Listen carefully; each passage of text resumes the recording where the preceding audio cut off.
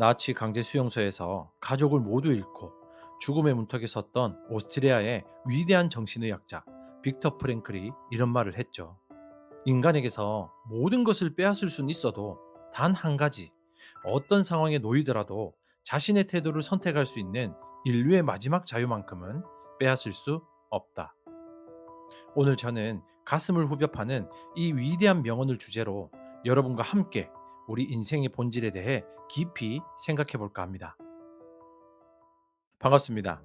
여러분의 꿈속에 들어가 함께 억지로라도 걷게 만드는 꿈을 걷는 자입니다. 맞습니다. 참 쉽지 않습니다. 우리는 매일같이 나를 무시하는 직장 상사, 내 뜻대로 풀리지 않는 재정 상태, 나를 옥죄는 답답한 현실이라는 보이지 않는 수용소 안에서 헐떡이며 살아가고 있으니까요. 제가 지치지 않고 더 깊은 진실을 전해드릴 수 있도록 구독과 좋아요, 따뜻한 댓글 한 번씩 부탁드립니다. 여러분은 지금 당신의 인생을 스스로 운전하고 있다고 생각하십니까? 아니면 누군가가 누르는 버튼에 맞춰서 억지로 춤을 추는 꼭두각시처럼 느껴지십니까? 오늘 저는 그 어떤 끔찍한 절망 속에서도 결코 남에게 빼앗겨서는 안 될 우리의 마지막 자유가 무엇인지, 그리고 뇌과학과 심리학의 관점에서 어떻게 하면 우리가 환경의 노예에 벗어나 내 운명의 진정한 주인이 될 수 있는지를 아주 깊고 처절하게 분석해 드리겠습니다. 빼앗긴 자와 빼앗기지 않은 자, 지옥 한가운데서 피어난 자유. 빅터 프랭클이 갇혀있던 아우슈비츠 강제수용소는 인간이 상상할 수 있는 가장 끔찍한 생지옥이었습니다. 그곳에서 인간은 이름 대신 팔뚝에 새겨진 죄수번호로 불렀고, 입고 있던 옷, 머리카락, 심지어 손가락에 낀 결혼 반지까지 모든 것을 무자비하게 빼앗겼습니다. 매일같이 가스실의 굴뚝에서는 시체를 태우는 검은 연기가 피어올랐고, 한 조각의 썩은 빵을 위해 어제까지 친구였던 사람의 등에 칼을 꽂는 짐승의 시간이 지배하는 곳이었죠. 프랭클은 그 지옥 같은 곳에서 살아남은 사람과 죽어간 사람, 짐승이 된 사람과 끝까지 성자로 남은 사람들을 조용히 관찰했습니다. 수용소의 끔찍한 환경, 즉 상황은 모든 죄수에게 완벽하게 똑같이 주어졌습니다. 그런데 놀랍게도 그 환경에 반응하는 인간의 태도는 극명하게 갈렸습니다. 어떤 이는 극한의 공포 속에서 인간성을 버리고 나서 폭력적인 짐승으로 전락한 반면, 어떤 이는 자신의 빵을 옆에 굶주린 동료에게 떼어주며 마지막 순간까지 인간의 존엄과 따뜻한 미소를 잃지 않았습니다. 프랭클은 그 앙상한 성자들의 뒷모습을 보며 인류 역사상 가장 위대한 심리학적 통찰을 얻게 되죠. 아, 나치 친위대가 내 가족의 목숨을 뺏고 내 옷을 벗기고 나를 굶길 수는 있어도 내가 이 끔찍한 고통 앞에서 절망할 것인지 아니면 존엄을 지킬 것인지를 결정하는 내 마음속의 태도만큼은 저 총칼로도 절대 빼앗을 수 없구나. 여러분의 삶으로 돌아와 보십시오. 당신을 괴롭히는 직장 상사, 텅 빈 통장 잔고, 당신을 떠나간 연인은 당신을 슬프고 고통스럽게 만들 수 있는 외부의 환경입니다. 우리는 흔히 저 인간 때문에 내 인생이 망가졌어, 돈이 없어서 나는 불행해라며 환경 탓을 합니다. 하지만 프랭클의 시선으로 보면 당신은 지금 나치 수용소의 간수에게 스스로 당신의 영혼을 통째로 헌납하고 있는 것입니다. 세상이 당신에게 시궁창 같은 상황을 던져줄 수는 있지만 그 시궁창 속에서 악취를 풍기며 썩어갈 것인지 아니면 진흙을 털어내고 연꽃을 피울 것인지 결정하는 것은 오직 당신의 고유한 권리이자 마지막 자유입니다. 당신이 세상 탓을 하며 절망에 빠진다면 그것은 세상이 당신을 망친 것이 아니라 당신 스스로 인류의 마지막 자유를 포기해버린 참사일 뿐입니다. 인간 자판기 탈출하기. 자극과 반응 사이에 끊어진 끈. 우리가 세상의 노예가 되는 이유를 아주 직관적이고 쉬운 비유로 설명해 드리겠습니다. 길거리에 서 있는 음료수 자판기를 생각해 보십시오.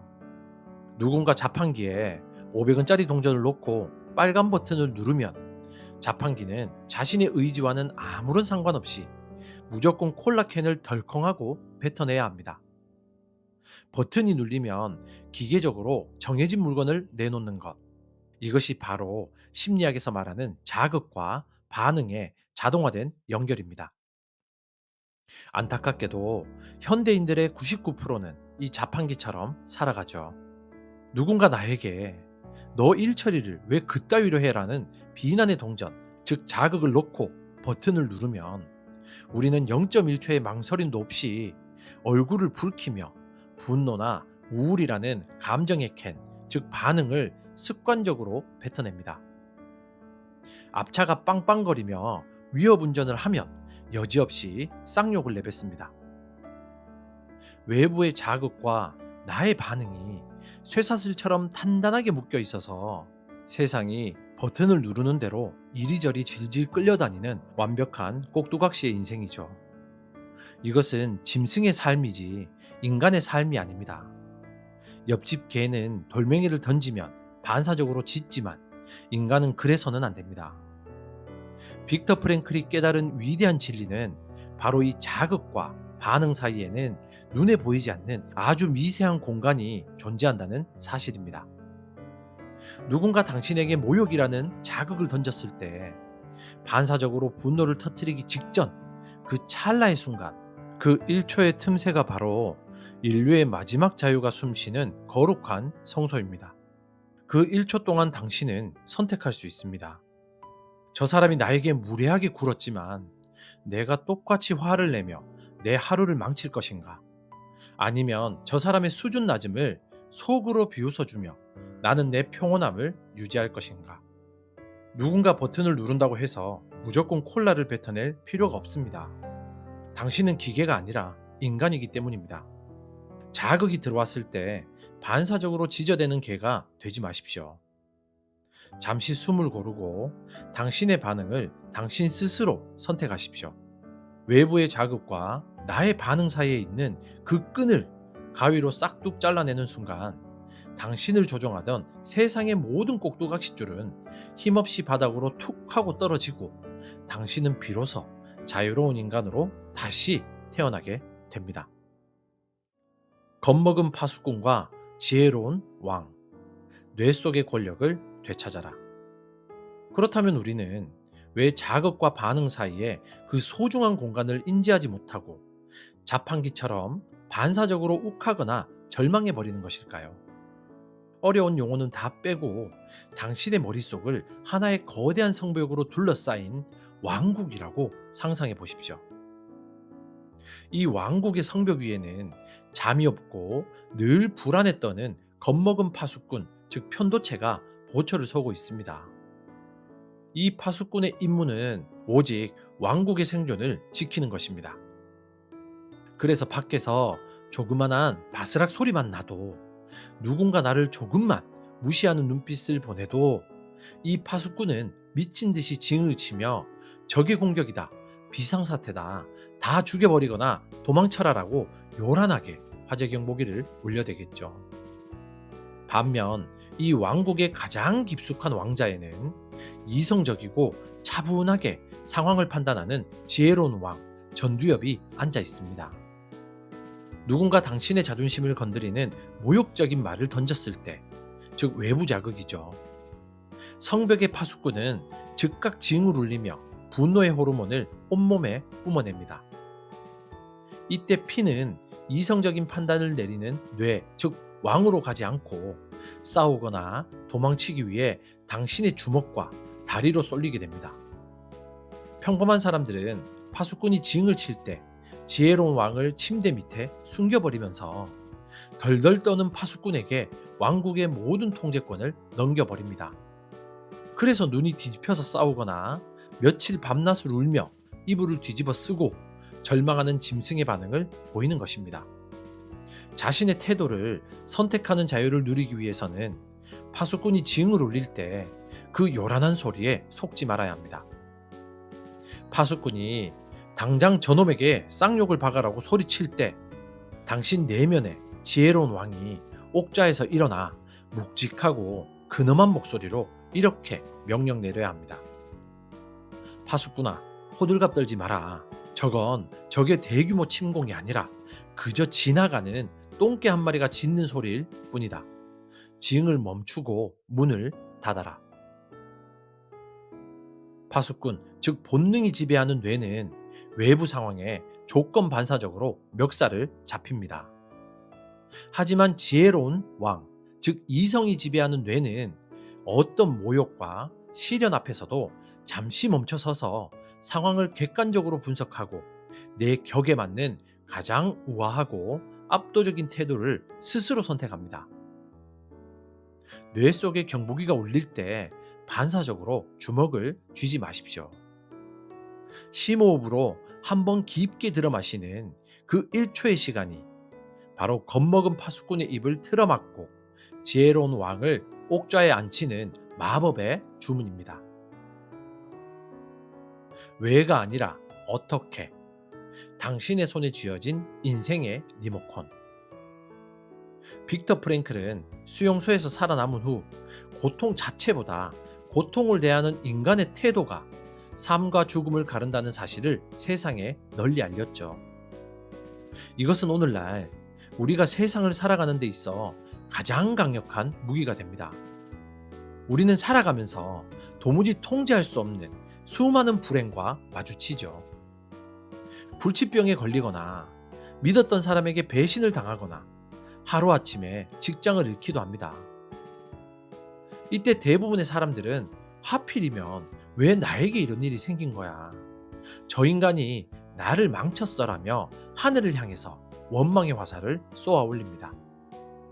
하지만 냉정하게 생각해 보십시오. 왜 나에게라는 질문은 아무런 답을 주지 못합니다. 그것은 이미 엎질러진 물 앞에서 울면서 소리치는 어린아이의 칭얼거림에 불과하죠. 환경을 탓하는 것은 당신 인생의 텔레비전 리모컨을 세상이라는 폭군에게 고스란히 갖다 바치며 제발 재미있는 채널을 틀어주세요라고 구걸하는 짓입니다. 세상은 결코 당신이 원하는 채널을 틀어주지 않습니다. 인류의 마지막 자유를 행사하는 사람들은 왜 나에게 이런 일이 생겼나라고 묻지 않죠. 그들은 벼랑 끝에서도 피투성이가 된 채 일어서서 좋아, 현실이 이렇다면 나는 이제 어떻게 행동할 것인가라고 묻습니다. 억수같이 쏟아지는 폭우, 즉 통제할 수 없는 환경을 멈추게 할 수는 없습니다. 비를 맞으며 하늘을 저주할 것인지 아니면 가방에서 우산을 꺼내 쓰고 당당히 빗속을 걸어갈 것인지는 오로지 당신만이 결정할 수 있습니다. 이런 끔찍한 비극 속에서도 당신의 마음속에는 세상 그 어떤 권력자도 침범할 수 없는 당신만의 신성한 요새가 있습니다. 직장 상사가 당신의 자존심을 짓밟을 때 속으로 미소 지으십시오. 네가 내 월급을 쥐고 흔들 순 있어도 지금 내 마음속에서 너를 우스운 벌레로 취급하며 평온을 유지하는 나의 이 고귀한 태도만큼은 네가 결코 건드릴 수 없다. 이것이 바로 빅터 프랭클이 지옥 한가운데서 발견한 위대한 인간의 승리 방식입니다.